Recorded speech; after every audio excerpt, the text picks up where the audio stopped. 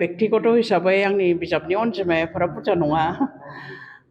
बेक्तिगतखौनो सोंदोंना गावनि पार्सनेल बिजाब दिनै आं गांनै बिजाब बेखेवदों गांसे सुंद' सल'नि बिजाब आरो गांसे रायथाइ बिजाब रायथाइ आरो सावरायथाइ रायथाइ आरो सावरायथाइया आंनि बे नैथि बिजाब रायथाइ आरो सावरायथाइ खोन्दोनि हिसाबै आङो दिहुनदों जों मोनदांबाय थादों जे रायथाइजों लोगोसे बा खन्थाइ सल'जों लोगोसे रायथाइखौबो बा सावरायथाइखौबो जों लांफाबाय थानो नाजादों